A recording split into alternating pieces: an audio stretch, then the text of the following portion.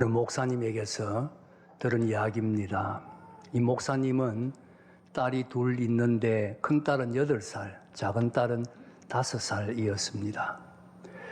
한 번은 목사님, 사모님 두 딸이 함께 서점회를 갔는데 우리가 흩어져서 각자 자기가 원하는 책을 골라서 사자 그랬습니다. 그래서 목사님은 목사님대로, 사모님은 사모님대로, 또 두 딸은 두 딸대로 책을 골랐습니다.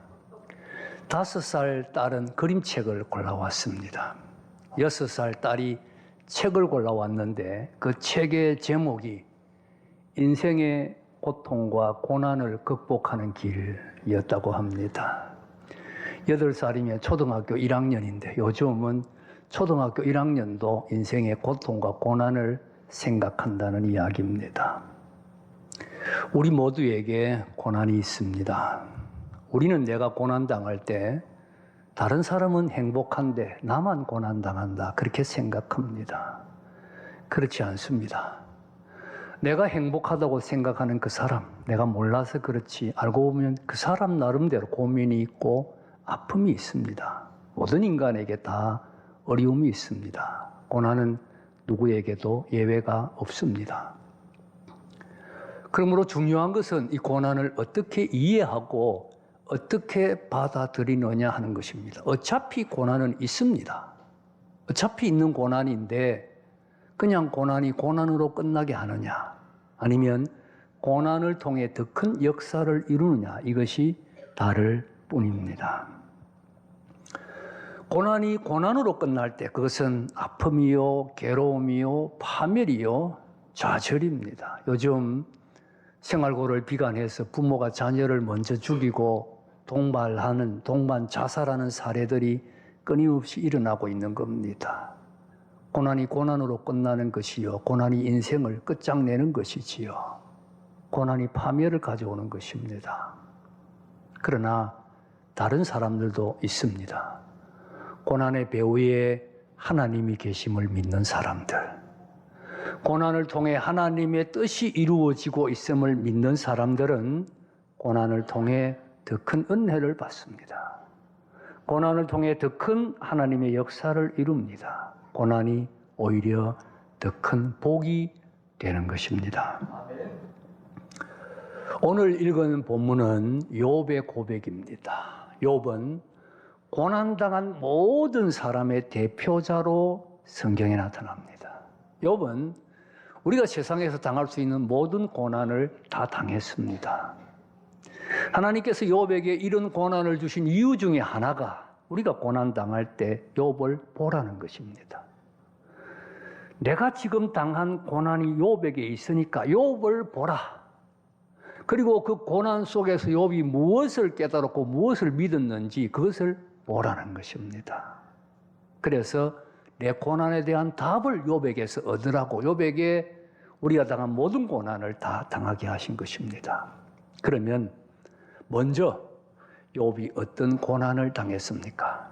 첫째는 재산을 잃었습니다. 그는 동방의 첫째 가는 부자였습니다. 요즘 말로 하면 재벌급에 해당하는 부자였습니다. 엄청난 재산이 있는데 하루아침에 다 잃어버리고 거지가 됩니다.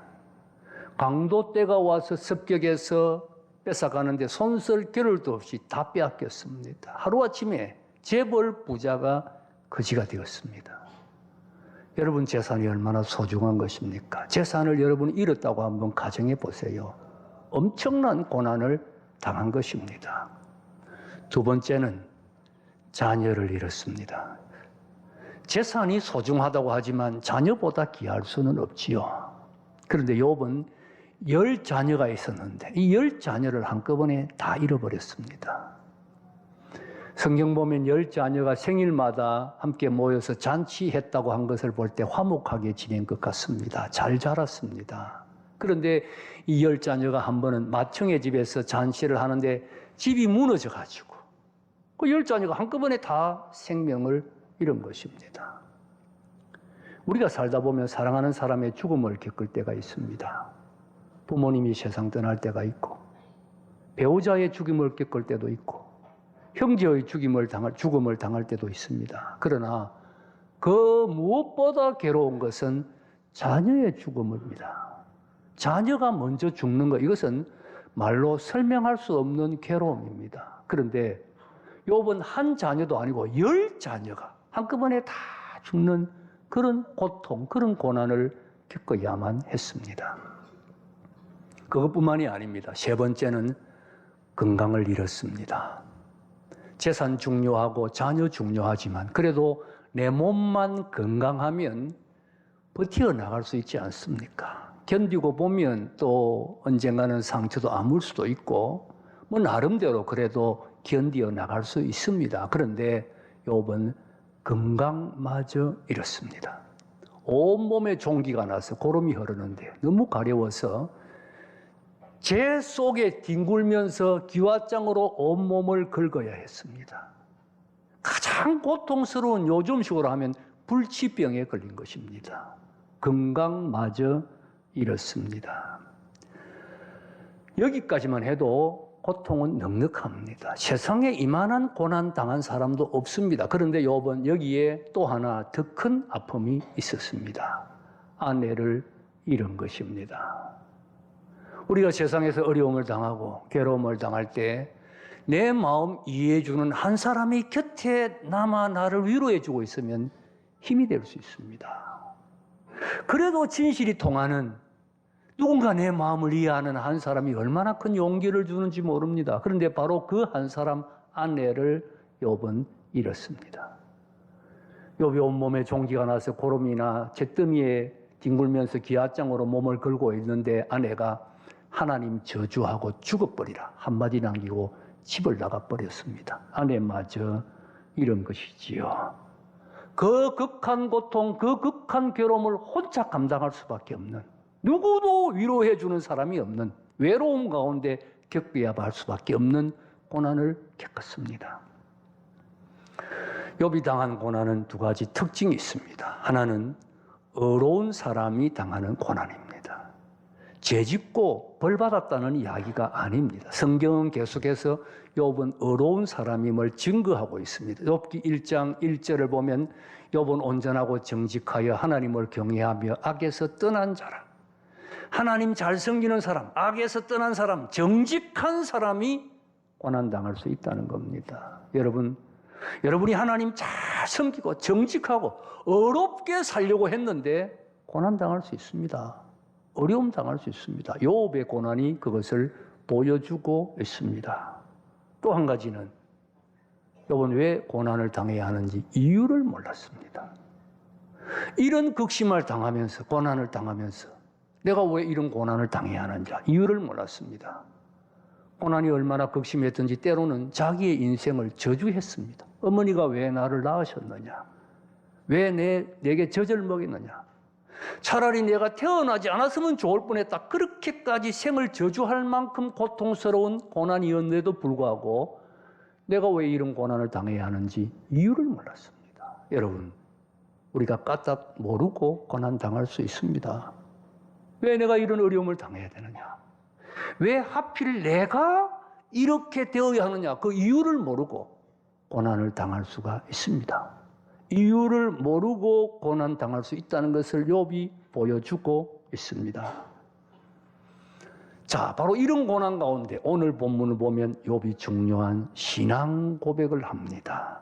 고난 당하는 욥, 다시 말해 순한 자의 신앙 고백입니다. 이 신앙 고백 속에 우리가 고난 속에서 무엇을 붙들어야 하는지, 무엇을 깨달아야 하는지, 무엇을 믿고 소망해야 하는지를 가르쳐주고 있습니다. 그러면 욥이 이 고난 가운데서 무슨 신앙 고백을 했습니까? 첫째는 내가 가는 길을 하나님이 아신다. 그렇게 말했습니다. 내가 가는 길을 하나님이 아신다. 여러분 10절을 우리 읽겠습니다. 10절 시작. 그러나 내가 가는 길을 그가 아시나니 그가 나를 단련하신 후에는 내가 순금같이 되어 나오리라. 내가 가는 길을 그가 아신다. 그가 누굽니까? 하나님. 나는 모르는데, 나는 어디로 가려는지 모르는데 하나님은 아신다는 것입니다. 이것이 순한 가운데 욥이 고백한 첫 번째 신앙 고백입니다. 그렇습니다. 나는 모릅니다. 내가 왜 이런 어려움을 당해야 하는지, 내가 왜 이런 고통을 겪어야 하는지 나는 모릅니다. 그런데 하나님은 아십니다. 하나님이 아신다는 말은 그냥 하나님이 단순히 알고 계신다 그런 뜻이 아닙니다. 하나님이 다 아시고 하나님이 인도하고 계신다. 인도하고 간섭하고 계신다. 인도하고 계신다는 뜻입니다. 필립 야한시라는 유명한 기독교 작가가 쓴 내가 고통당할 때 하나님은 어디 계십니까? 라는 책이 있습니다. 내가 고통당할 때 도대체 하나님은 어디 계십니까? 우리 모두의 부르짖음이지 않습니까? 고통당하는데 하나님이 안 계신 것 같은 거예요. 하나님이 모르시는 것 같은 거예요. 하나님이 간섭하지 않으니까 계속 이런 어려움이 계속되는 거 아니냐 생각될 때가 있다는 겁니다. 도대체 하나님 어디 계십니까? 그런데 이 책의 결론은 내가 고통당할 때 하나님은 내가 고통당하는 그 현장에 함께 계셨고 하나님이 나를 인도하고 계셨다는 겁니다. 그렇습니다. 바로 내가 고통당하는 그 현장에 하나님이 계시고 하나님이 인도하고 계십니다. 이 하나님 믿고 따라가면 된다는 이야기지요. 제가 카타콤 이야기를 아마 설교 시간에 몇 번 한 것 같습니다. 카타콤 로마에 있는 지하 동굴 무덤이지요. 로마 제국 시대에 만들었던 무덤입니다. 우리 기독교인들이 핍박받을 때 무덤 속에 들어가서 살았습니다. 옆에는 시신이 썩어가는 거기에서 밥 먹고 잠자고 예배드리고 아이 놓고 오직 신앙 하나 지키기 위하여 평생을 무덤 속에 살았습니다. 그런데 이 카타콤의 길이가 총 약 600km입니다. 이게 600km면 서울 부산의 한 배 반인데 이렇게 길다래서 600km가 아니고 한 지역인데 얽히고 또 얽혀서 계속 얽히고 복잡하게 얽혀서 길이가 600km입니다. 그러니 얼마나 복잡한지 짐작이 되지요. 말 그대로 미로입니다. 미로. 그 지역 안에서 600km니까 얼마나 복잡하게 얽혀 있겠습니까? 그러니 길 잃어버리면 큰일 납니다. 완전 미아가 될 수 있습니다. 그런 이야기가 있습니다. 신혼부부가 이 카타콤에 들어가서 헤어졌어요. 어떻게 잘못해가지고 서로 나누어졌는데 둘이 찾으려고 계속 찾아 헤매다가 만났는데 환갑 때 만났다. 그런 이야기가 있습니다. 그만큼 미로입니다. 그런데 저도 이 카타콤에 들어간 적이 있습니다. 그런데 저는 이 카타콤에 들어가서 길 잃어버릴까 염려하지 않았습니다. 내가 어디로 가는지 확인하려고도 생각하지 않았습니다. 아니, 그 미로에서 길 잃어버리면 어떻게 하려고. 그런데 저는 길에 대한 염려는 눈꼽만큼도 하지 않았습니다. 아무 걱정하지 않았습니다. 이유는 저는 가이드를 따라가고 있었기 때문입니다.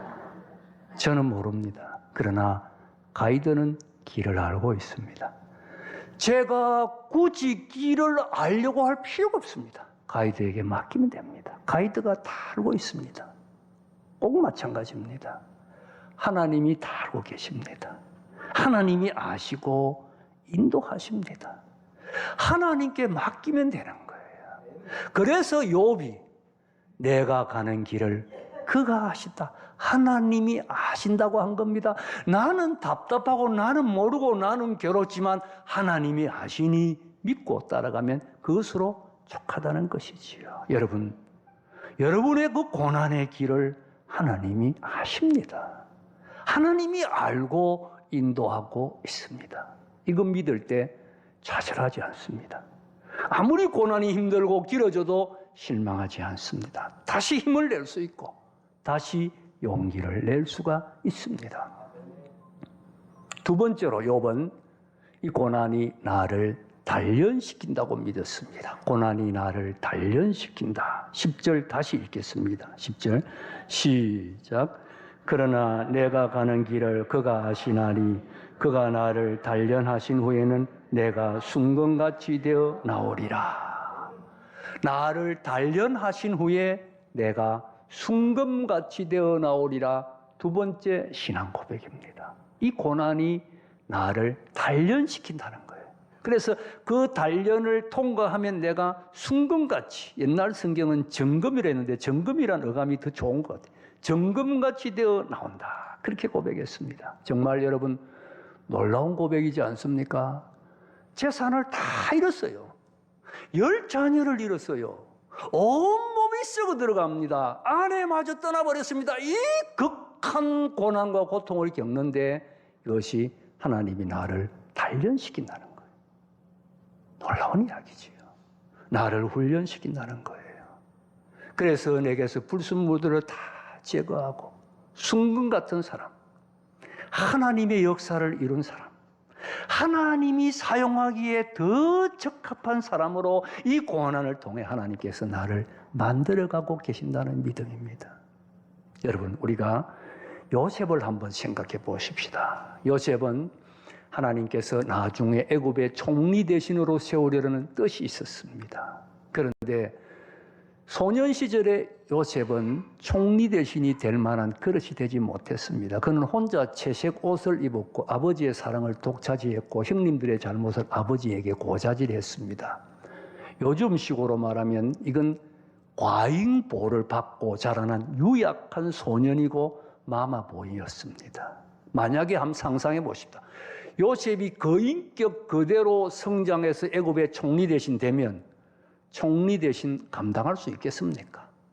여러분, 정치 세계가 얼마나 무서운 곳입니까? 예나 지금이나 정치 세계는 급모술수, 업무, 시기, 모함, 난무합니다. 요셉이 그 인격 그대로 애굽의 총리 대신 되면 스트레스 감당 못하고 쓰러집니다. 하나님 요셉을 어떻게 하셨습니까? 감옥에 집어넣습니다. 감옥, 고난이지요. 그런데 이 요셉의 감옥 생활을 두고 시편 105편 18절을 보면 아주 재미있는 표현이 있습니다. 이렇게 묘사되고 있습니다. 그의 발은 착고를 차고 그의 몸은 쇠사슬에 매였다. 쇠사슬에 매였다는 말은 어역을 한 것이고 원문을 그대로 번역하면 그의 몸이 무쇠 속에 들어갔다. 이렇게 되어 있습니다. 정말 재미있는 표현이에요.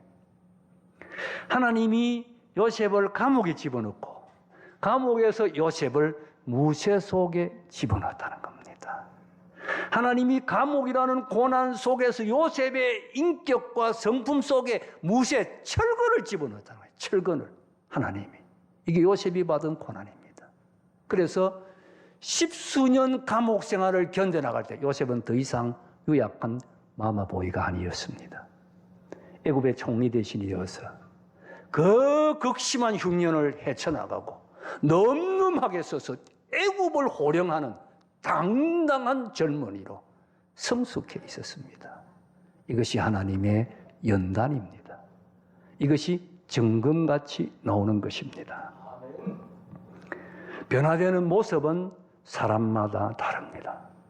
요셉은 강하게 만드셨지만 모세는 온유하게 만드셨습니다. 모세에게는 무엇이 고난입니까? 애굽 사람 때려 죽이고 도망가서 광야 40년 살았던 것이 그에게 고난이지요. 외롭고 쓸쓸하고 버림받은 인생 40년. 그런데 그 40년을 지나가면서 모세는 혈기를 버립니다. 용기를 버립니다. 자기 의지하는 마음도 다 버립니다. 모든 것을 다 버렸습니다. 지상에서 가장 온유한 사람으로 변화되어 있었습니다. 보세요. 모세는 혈기왕성한 사람 아닙니까? 그 성품 그대로 이스라엘의 인도자가 되었다면 어떻게 되었습니까? 백성들이 불평 원망하고 돌멩이 던질 때 이것들이 하고 같이 들어붙었을 거예요. 그렇다면 광야에서 싸우다가 자기들끼리 다 망했습니다. 백성들이 불평 원망할 때 한 번도 모세는 백성들을 대적한 적이 없습니다. 하나님 앞에 가서 엎드렸습니다. 그런 온유한 사람으로, 그래서 이스라엘을 인도할 수 있는 자격이 있는 사람으로 하나님이 모세의 광야 생활을 통하여 그를 변화시켰다는 겁니다. 이것이 연단이요 정금같이 나오는 것입니다. 훈련의 방향은 사람마다 다릅니다. 그 사람을 보고 그 사람이 하나님 일을 앞으로 하기에 필요한 대로 어떤 사람은 더 강하게, 어떤 사람은 더 온유하게, 사람마다 다릅니다. 그러나 분명한 것은 그 훈련을 통하여 하나님의 역사를 더 이룰 수 있는 사람, 하나님의 뜻을 이룬 사람, 불순물이 더 제거되고 하나님에 의해 사용될 수 있는 사람으로 만들어 가십니다. 여러분 고난이 있습니까? 힘듭니까? 깁니까? 그래도 훈련이라는 것을 믿으세요. 나를 훈련시키고 있습니다. 단련시키고 있습니다. 순금같이 되어 나오게 될 것입니다. 변화될 것입니다. 하나님의 훈련임을 믿어야 합니다. 세 번째, 욥은 고난 속에 하나님의 뜻이 있다. 뜻이 이루어진다. 그렇게 믿었습니다. 우리 13절, 14절을 함께 읽겠습니다. 13절, 14절. 시작. 그는 뜻이 일정하시니 누가 능히 돌이키랴. 그의 마음에 하고자 하시는 것이면 그것을 행하시나니 이루실 것이라. 이런 일이 그에게 많이 있느니라. 무슨 말씀입니까? 하나님이 뜻하신 것은 누구도 바꿀 수 없다. 그리고 하나님이 내게 뜻하시면 반드시 그것을 이룬다. 그 뜻입니다. 다시 말해 이 고난 하나님이 뜻하신 것이고 하나님의 뜻이 이루어지고 있고 하나님의 뜻은 반드시 이루어진다는 믿음이지요. 그 뜻이 무엇인지 나는 모릅니다. 그래서 괴로워요. 내게는 힘들고 괴로울 뿐입니다. 정말 견디기 힘든 괴로움이고 욥도 불평 많이 했고 원망 많이 했습니다. 그러나 하나 우연은 아니라는 겁니다. 어쩌다가 당하는 것이 아니라는 겁니다. 하나님이 뜻을 가지고 계시고 하나님의 뜻을 이루고 있다. 그것을 붙들었습니다. 그것을 믿었습니다. 우리가 앞서 부른 찬송가 가사 중에 이런 가사가 있지요. 주께서 뜻하신 일 헤아리기 어렵더라도, 주님이 뜻하신 일 헤아리기 어렵더라도 언제나 주 뜻 안에 내가 있음을 아노라. 헤아릴 수는 없지만은, 내가 알 수는 없지만은 주님의 뜻 안에 내가 있다. 내가 있음을 한다. 이 고난이 주님의 뜻 안에 있다는 진리입니다. 사도행전 8장을 보면 예루살렘 교회에 박해가 일어납니다. 그래서 모든 예루살렘 성도들이 다 쫓겨나서 도망갑니다. 그 아름다운 교회에 왜 박해가 일어납니까? 우리는 박해라 그러면 성경에 박해란 말이 많이 나오니까 아마 그런가 보다 그렇게 생각합니다만 당사자가 되어서 생각할 때 얼마나 힘든 일이겠어요. 잡히면 감옥에 가고 죽을 수도 있습니다. 그래서 피해서 도망가는데 집을 버리고 고향을 버리고 재산을 버리고 뿔뿔이 가족도 흩어질 수 있고 도망가는 겁니다. 그 왜 아름다운 예루살렘 교회 이런 박해가 일어나는지 아무도 몰랐습니다. 피난가는 도망가는 예루살렘 교회 성도들은 그저 괴로웠습니다. 고난이었습니다. 힘들었습니다. 그런데 성경 보면 이렇게 기록하고 있습니다. 흩어진 사람들이 두루다니며 복음을 전할세. 박해가 일어나 흩어졌는데 흩어진 그들이 두루다니며 뭐 할 겁니까? 복음 전하는 거예요. 가는 곳마다. 이 복음 전파를 통하여 예루살렘에 갇혀있던 복음이, 유대에 갇혀있던 복음이 전 세계를 향하여 전파되게 되는 것입니다. 여러분, 그 당시에 유대와 예루살렘 사이, 이방인과 유대인 사이의 장벽을 생각할 때 이건 박해가 일어나지 아니했다면 일어날 수가 없는 일입니다. 그 박해를 통하여 유대인의 복음이 세계인의 복음이 되는, 땅끝까지 복음이 전파되는, 흩어진 그들이 안디옥 교회를 세우는 놀라운 역사가 이루어지게 되는 것입니다. 이것이 하나님의 뜻이 이루어지는 것입니다. 그러니 그 흩어지는 그들이 고난 가운데, 고통 가운데 흩어졌지만 분명한 것은 그 발걸음 하나님이 인도하고 계셨고 그 발걸음을 통하여 하나님의 뜻을 이루고 계셨습니다. 이것을 잊지 말아야 합니다. 빌립보 1장 6절을 보면 너희 안에 선한 일을 시작하시니가 그리스도 예수의 날까지 이루실 줄을 확신한다는 말이 있습니다. 여러분, 우리 안에 선한 일을 시작하신 분은 하나님입니다. 하나님은 중간에 포기하지 않습니다. 하나님은 실수하지 않습니다. 하나님은 실패하지 않습니다. 이 선한 일은 그리스도 예수의 날, 마지막 날, 주님 재림의 날까지 이루어져 갑니다. 내가 지금 당하는 어려움도 그 과정 속에 있습니다. 과정에서 벗어난 건 아닙니다. 과정 속에 있습니다. 이 고난을 통해서도 하나님이 시작하신 선한 일은 이루어질 것입니다. 분명히 이루어집니다. 이것을 믿고 흔들리지 말아야 합니다. 폭풍이 불어오면, 태풍이 불어오면 배를 육지에 단단히 묶어맵니다. 여기에 인생 진리가 있습니다. 고난은 우리 인생에 불어오는 폭풍과 같습니다. 고난이라는 폭풍이 불어올 때 우리 인생을, 나 자신을 하나님에게 단단히 묶어야 합니다. 그래야 우리의 배가 파손당하지 않습니다. 하나님에게 단단히 묶이는 것, 모든 것을 하나님에게 맡기고 하나님을 의지하고 하나님을 신뢰하는 것이지요. 하나님이 아시고 인도하신다. 하나님이 단련시켜 순금같이 만들고 계시다. 하나님의 뜻이 이루어진다고 믿고 하나님을 의지하는 것입니다. 이해할 수는 없지만 믿을 수는 있지 않습니까? 믿어야 합니다. 하나님을 믿을 때 평안이 있고 어떤 어려운 가운데서도 승리할 수 있습니다. 이 믿음으로 모든 고난 가운데서 승리하는 여러분 되시기를 주님의 이름으로 축복합니다.